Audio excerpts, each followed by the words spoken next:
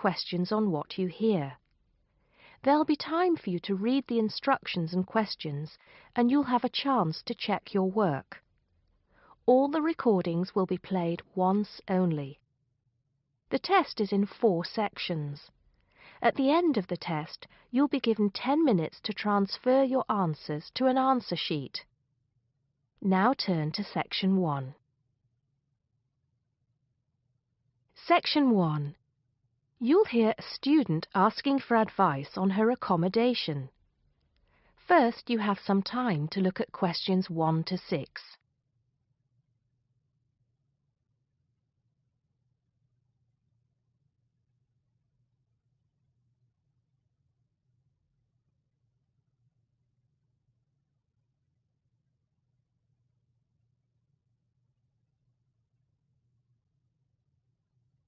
You'll see that there is an example which has been done for you. On this occasion only, the conversation relating to this will be played first. First, can you give me your name and address, please? Yes, I'm Maria Dominguez. Maria says her name, so Maria Dominguez has been written in the notes next to name. Now we shall begin. You should answer the questions as you listen, because you will not hear the recording a second time. Listen carefully and answer questions 1 to 6. Good morning. So, what can I do for you? Well, it's about the accommodation where I'm staying at the moment. First, can you give me your name and address, please? Yes, I'm Maria Dominguez, and the address is 12 Pine Tree Terrace. It's in Westcliff. I'm staying with 2 other students. There's actually 4 of us in the house, us 3 students and the lady who rents the house to us. So, is there a problem? Well, there are a few, actually. You know, I'm a first-year student, and though I lived away from home for a while when I was studying over the summer in Mexico City, I've never lived abroad, and it's a big change for me. The course is tough, but that's not the main difficulty. I'm coping with that up till now, anyway. The accommodation was arranged for you by our office, wasn't it? It's a nice place by the sea. Okay, but it's difficult. There are only a few buses, and it takes about 50 minutes. It's just so far away, and there's no way I can get back if I want to stay on after 7. And also the other thing is, there's nothing to do there. It's basically just a village. All my friends stay on campus. What about the girls you live with? Do you get on with them? Well, when I see them, but one of them is hardly ever there. Mostly she stays in a house with friends. They've got plenty of extra space, you see. The other girl is quiet as a mouse and hardly ever leaves her room. The landlady's friendly enough, though a bit forgetful, and she doesn't keep the place very clean. I don't have any real problem with her as a person, though. I understand it's rather far away, so I suppose you'd like us to find you a place in the halls of residence or closer by in the town. That would be good. You did say in your brochure that most first-year students are offered a place in halls. I think it actually said final-year students have priority there. They need the library facilities more for studying for their finals. Before you hear the rest of the conversation, you have some time to look at questions 7 to 10.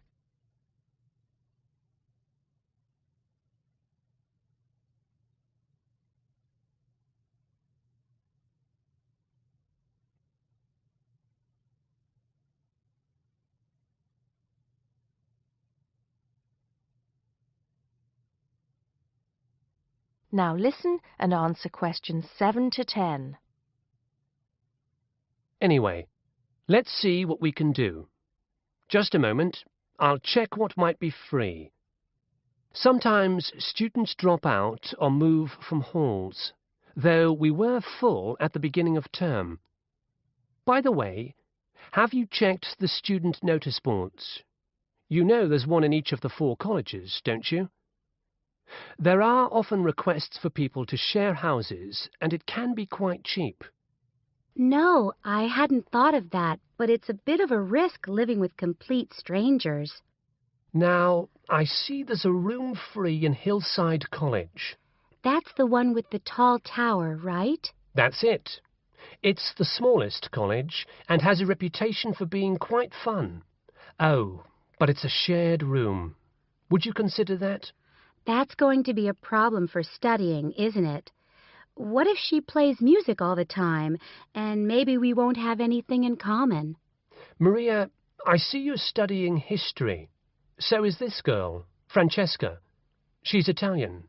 Well, at the moment I'm doing the General Humanities course, which includes history, but actually I'm planning to change to literature quite soon. That's not the thing, though. I really want a room on my own. Right. I'm afraid I don't see any other openings. There's nothing showing up on the computer, at least on campus. Well, if I have to stay where I am now, I'm going to find it more and more depressing. Here's one more thing we can try.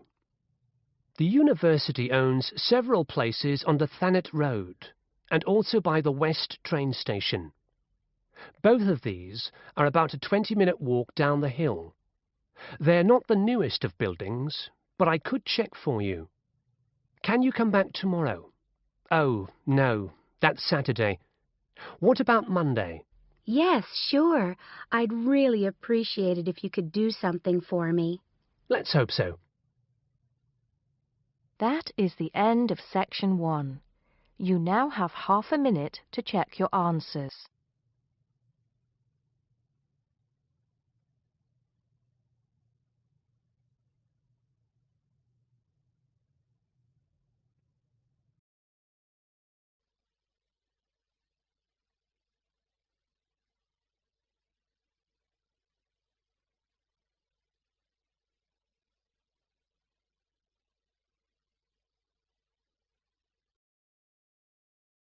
Now turn to Section 2. Section 2. You will hear a recorded message about buying tickets from a booking agency. First, you have some time to look at questions 11 to 15.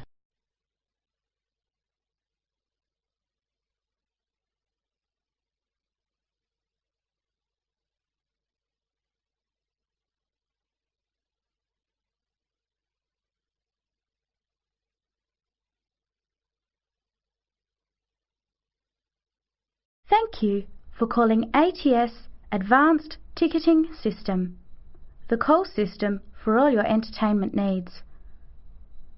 Our automated telephone service is designed to answer your questions quickly and easily.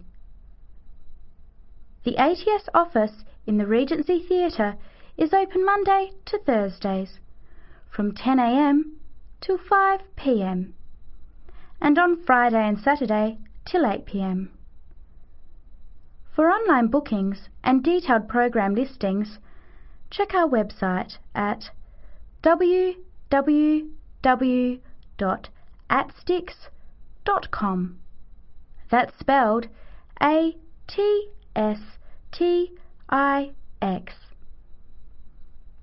Please listen to the choices available. You may press your choice as soon as you hear it to get more information. For sporting events, including the Western International Tennis Classic, press 1. For the Formula 1 Grand Prix, press 2. For classical music, including the upcoming Philharmonic Orchestra series, press 3. For theatre and dance, press 4. For other inquiries, please hold the line. Before the recorded message continues, you have some time to look at questions 16 to 20.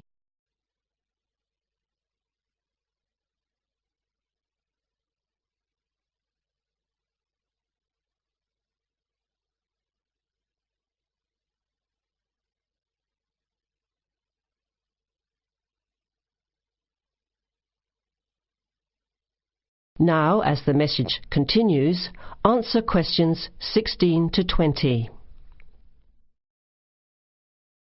Ticket prices for the Formula One Grand Prix on the 10th until the 14th of March are as follows. General admission. Thursday, $27. Concession, $10. Friday, $37. Concession, $15. Saturday, $55. Concession, $35. Sunday, $70. Concession, $65. Concession rates apply to children under 14 and to students, seniors and pensioners on presentation of a valid card. Grandstand seating. 4-day tickets covering the 6 main grandstands cost $299. However, pit straight tickets are $350 and seats at the chicane cost $450 each. Children under 3 are admitted free to the general admissions area, and children under 14 are eligible for concession prices. Gates open at 8 a.m. Thursday and Friday and 7:30 Saturday and Sunday. Events begin at 9 o'clock. Alcohol, ice boxes, cans, bottles and animals are not allowed on site. There are no refunds or exchanges. On each ticket, a $2.50 booking fee applies. To make a booking, you must have a valid credit card. To listen again, press 1. To make a booking or to talk to a ticket agent, press 2. Your call is in our queue. You can expect to wait about 3 minutes. That is the end of section 2. You have half a minute to check your answers.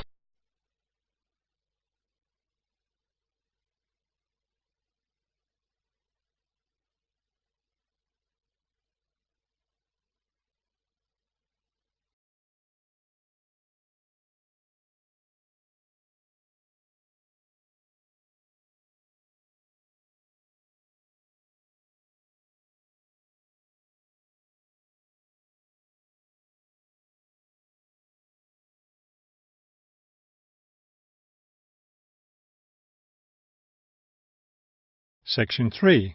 You will hear a museum director talking to several student interns, explaining their internship duties at the museum. First, you have some time to look at questions 21 to 25.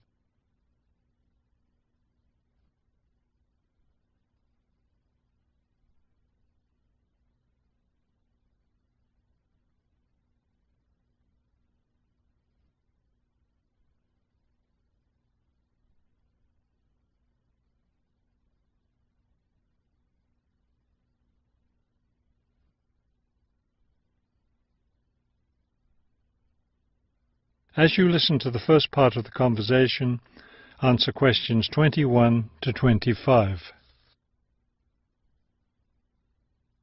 Welcome to the City Museum of Art. I'm Dr. Shirley Johnson, the director of the museum's internship program. Today, I'll be giving you an orientation to the museum and our museum administrator's internship program. Will we get a chance to tour the museum today? Yes, we'll start right now with a tour of the building. We'll skip the basement. Most of that part of the building is devoted to art conservation, which won't be part of your internship. Let's begin here on the ground floor with the museum offices. I guess this is where we'll be spending most of our time, helping with the office work. You'll spend some time working in here so you can learn what the administrative duties involve. But you'll also get a chance to experience all aspects of museum work. This room in here is the Museum Tours office. I'm interested in that. I'd really like to help out with the tours. That's great, because you'll all have a chance to lead some tours, and maybe even to develop a tour of your own, too. Let's go up to the second floor now. This is the boardroom in here, isn't it? Will we get to go to board meetings? Only members of the board of directors attend those. Now, back here behind the galleries are the classrooms. You're all welcome to attend any class you want at no charge. But we won't be teaching any, will we? No, the staff of the education department is responsible for that.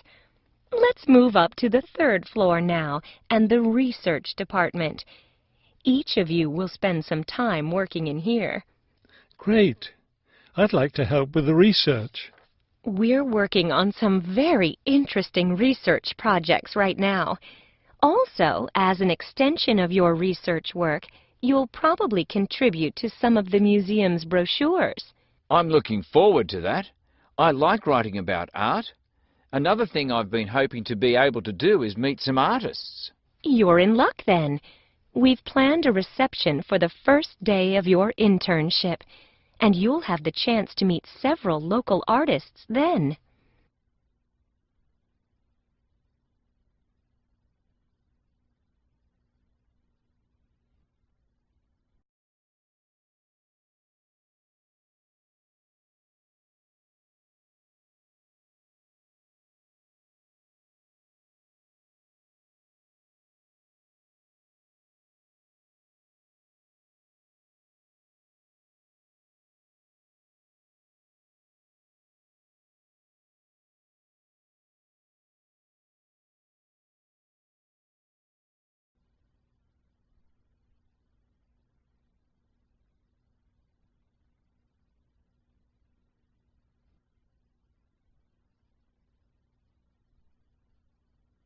Now listen and answer questions 26 to 30. Could you give us a little background of the museum? I mean, when it was built and some information about the collections and things like that? Of course. The main part of the museum was built in 1895 with a combination of public and private funds. The new wing was built 60 years later with a donation from the Rhinebeck family. That part of the museum was built for the modern art collection, wasn't it? Yes, it was. In the main part of the museum, we have a gallery devoted to works by local artists, our sculpture collection, and a small collection of classical European art. You mentioned classes earlier. What kinds of classes does the museum offer? In our adult education program, we offer a series of art history classes, and for children, we have a program of arts and crafts workshops. You can get a brochure from the office that will give you more information. I saw a lot of chairs set up in the main hall. What are those for? Those are there for tonight's musical performance. We offer a weekly concert series during the fall and winter, and of course, all of you are welcome to attend. Now, if there are no more questions, let's step into my office, and I'll show you your schedules. That is the end of section 3. You now have half a minute to check your answers.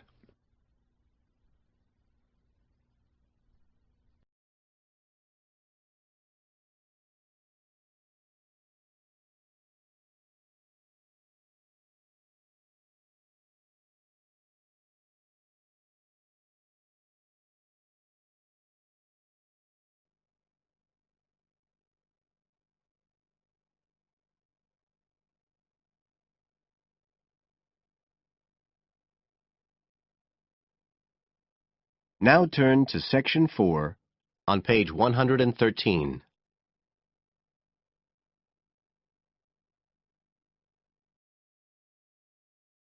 Section 4. You will hear a presentation by a student about a website she has designed for a supermarket. First, you have some time to look at questions 31 to 40 on pages 113 and 114.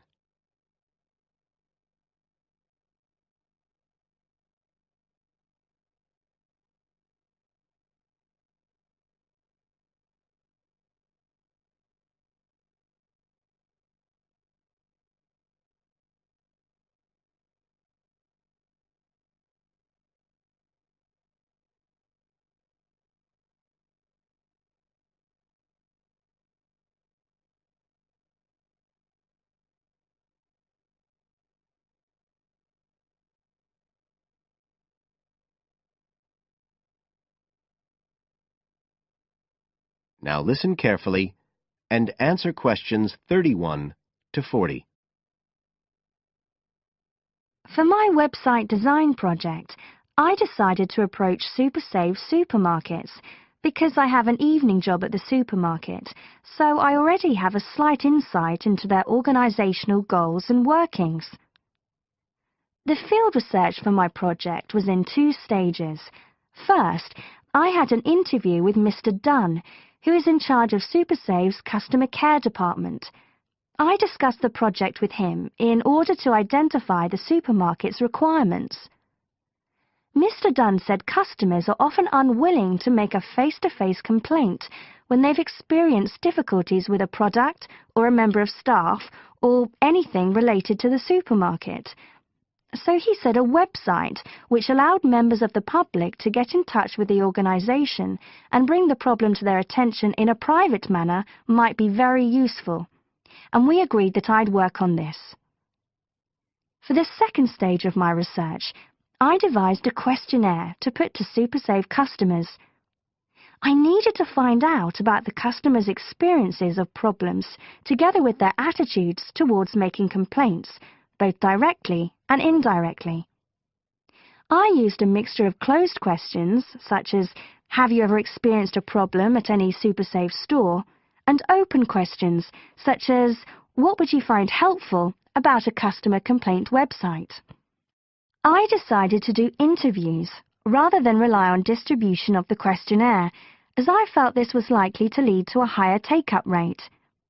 I visited 4 SuperSave stores, 2 in the city centre and 2 in the outskirts, and altogether I interviewed 101 respondents. Then finally, I analysed the results.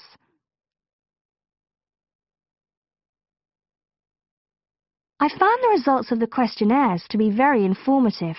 I found that out of the total number of customers investigated, 64% had at some stage encountered a problem in a SuperSave store. Out of these people, the vast majority said that they hadn't reported the problem to any member of staff. They just kept it to themselves. The next thing I tried to find out was why they hadn't complained. Well, about 25% of the people I interviewed said the reason was that they couldn't be bothered, and a slightly smaller percentage said that they didn't have enough time. But 55% said the reason was that they felt intimidated. I finally asked if they would be more likely to complain if they didn't have to do it face-to-face, and nearly everyone I asked said that they would, 95% to be exact. I then set about designing the website to meet these needs. Once I'd completed the website, I made another appointment with Mr. Dunn to find out what he thought of it.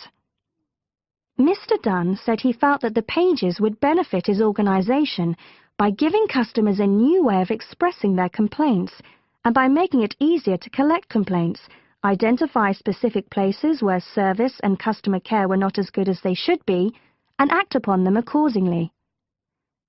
SuperSave is already a highly customer-orientated organisation, and he thought our website would be an excellent addition to their customer care effort.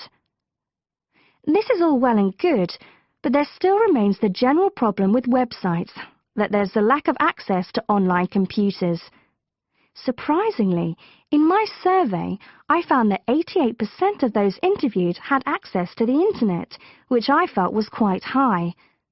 But this access wasn't always direct. For some people, it was through their children and grandchildren and neighbours and so on, rather than being readily available in their own homes. This could prove to be a major drawback to the site, but it is still better to have it now to get the edge over competitors, however slight, and in the very near future, it is expected that almost everyone will have direct access to the internet. Another thing to consider is that at the moment I can only base our conclusions on data gathered from a tiny fraction of the supermarket's customer base. In order to get a better idea of how the site is doing and to see how well I have met my objectives, the site will need to have been up and running for at least a few months. After this time, it'll be possible to see whether or not people are actually using the site and if it's helping to make improvements to their customer service. It would also be interesting to study the effect of the site on staff at the supermarket. Morale could be dented as more complaints come in. Staff may feel they are being unfairly criticised and that there is no need for another way for customers to complain. But also, the site could boost morale by making staff come together to overcome the constructive criticism, and they may gain more job satisfaction by knowing that they are making a difference to the customer. So, overall, I feel my website has met my objectives, but there is scope for improvement and expansion. Are there any questions? That is the end of Section 4. You now have half a minute to check your answers.